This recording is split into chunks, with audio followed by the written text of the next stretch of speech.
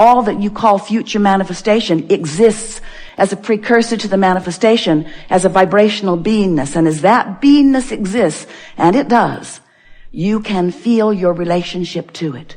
You can feel it all day, every day. When you're up to speed with it, you feel so good.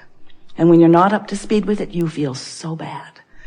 And the more you are up to speed with it, the more you allow it to manifest. So over time, we've been looking for ways that we could convince you of who you really are and why you're really here and how you fit into the bigger picture of all of this.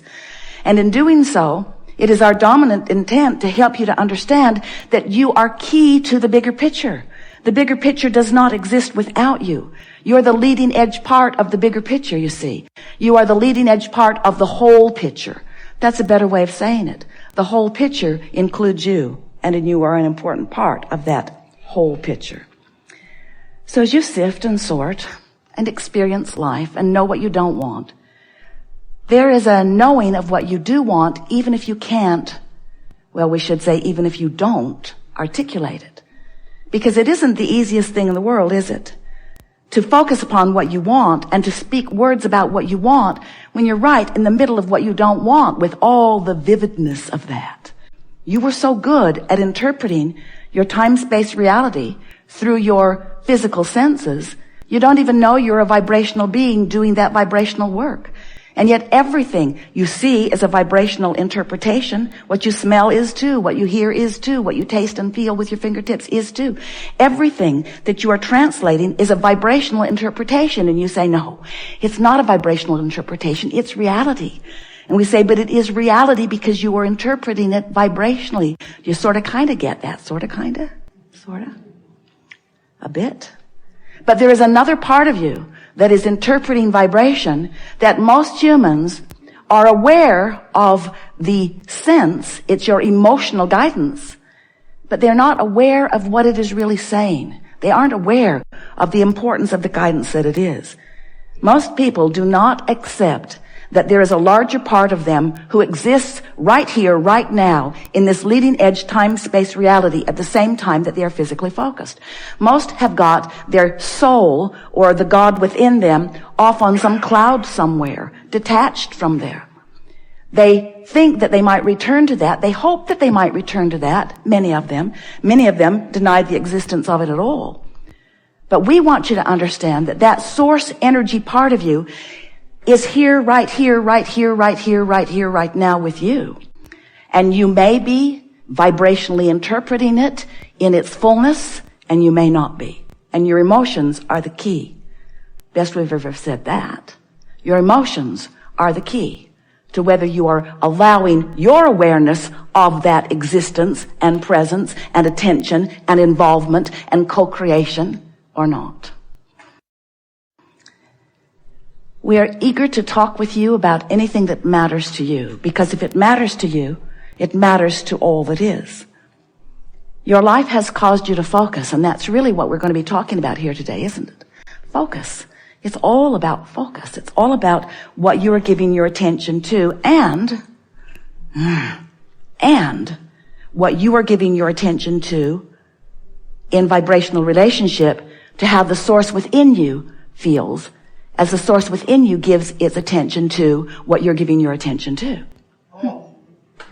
What you're giving your attention to. We're glad you liked that. We like it too, because the source within you is giving its attention to what you are giving your attention to, but may have a different frequency or a different opinion about it. In other words, the source within you loves everyone you hate. We know it's annoying. Esther spends a little bit of time trying to convince us that we're wrong from time to time. Really, you may not know all of the details.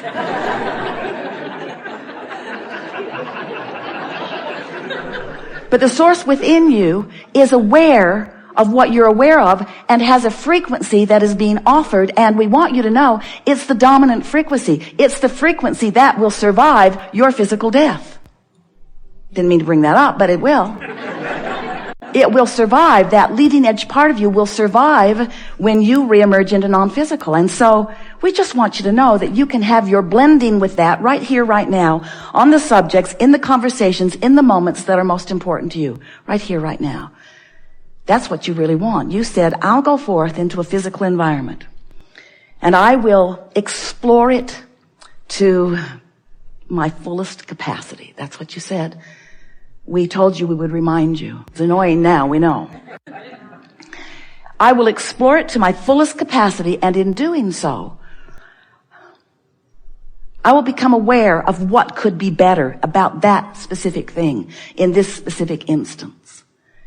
And when that awareness of what I don't want is vivid within me, I know, you said, because you knew, that in knowing what I don't want, that a clear awareness of what is wanted would be born at the same time. And isn't that always the way that it is? Don't you always know more clearly what you do want when you're right smack dab in the middle of what you don't want? Isn't that when it becomes clear? Now you don't do, we love you very much. You know there's something coming after those words. We love you very much. You don't do a very good job of being a vibrational match to what you do want when you're just experiencing what you don't want, because what you don't want has your, in many cases, full attention. Your physical, human, undivided attention. And often, in speaking about what you want, even though you're using positive sounding words and maybe even smiling as you say them, as you're talking about what you want, often the reason that you want it is because you don't like not having it. And so your words, but more important, your vibration is all laced with the absence of what you want. And you just can't allow what you want into your experience when you are vividly active in the vibration of what you don't want. It just doesn't work that way. And you can't speak enough words or pull enough strings or influence enough people through your pulling of strings and offering of words to buck your own current. And it is your own current that we're talking about here. The current between you and you. The vibrational alignment or resistance between who you really are and who you're letting yourself be right here, right now, in this moment of the emotion. So, in wanting you to understand this, we began by saying, you know, you are more than you see, and many of you said, okay. And then we said, and you create your own reality. Seth coined those words, and many of you said, yes. And then you said, yes. We create our own reality? That seems like responsibility. And I'm certain that I wouldn't create this reality, this specific thing, because I don't want it. Why would I create something unwanted? And we say, we didn't say that you create it on purpose. We said you create it. You create it by your attention, by your focus, by your vibrational stance, by your point of attraction. Because whatever you're giving your attention to has a vibrational frequency. And as you focus upon it, you offer that frequency. You become that frequency. It becomes your point of attraction. And law of attraction answers your point of attraction with other things like it. So when you're knowing what you don't want, law of attraction is saying, well, you might not like this too, here. Oh, you might not like this either, here. How's it going? Want some more? How about this? How about this? Now, the wonderful thing about that is, in knowing what you don't want, you're launching these rockets of what you do want. But the question that we want to put to you is, how long will it be, once you've launched that rocket of desire, before you become aware that you're not lined up with it and you make some effort to become a vibrational match to it? And that really is what the art of allowing is all about. It's about you allowing yourself to be a vibrational match, not just to what you want, but that's a big thing, but to who you have become as a result of wanting it, who you really have become as a result of the contrast that has caused you to become it. So we've been saying to you, some of you liked the analogy, that all of this desire is gathered in what we've been calling a vortex of creation. It's the vibrational version that exists before it manifests into your experience. And we've been saying things to you like, when you're in the vortex, when you're tuned in, tapped in, turned on, when you're up to speed, when you're a vibrational match to this vortex, then you feel wonderful because there's no resistance within you that is complicating things, that is contradicting things, that is adding static to the equation. You're in the vortex. You feel wonderful. It was such a good analogy. We wrote some books about it. Get in the vortex, get in the vortex, get in the vortex. You finally sent out a collective cry. How? Where is it? I can't see it. this imaginary circle that you draw in the air. What is this vortex? And we say it's this conceptual but real, vibrational state of being. And today we're wanting to say to you that you've accumulated enough in this vortex to keep yourselves busy for 20 or 30 lifetimes. Really, it's time to get in there and cash in your chips. And so now we are explaining to you, and it's sort of where we started many years ago, but with more vivid explanation, and you're getting it in a more powerful way. We want you today and forevermore, which is forever, your eternal beings, to focus upon your point of attraction. Your point of attraction. And by that we mean, let's clarify it, your point of manifestation.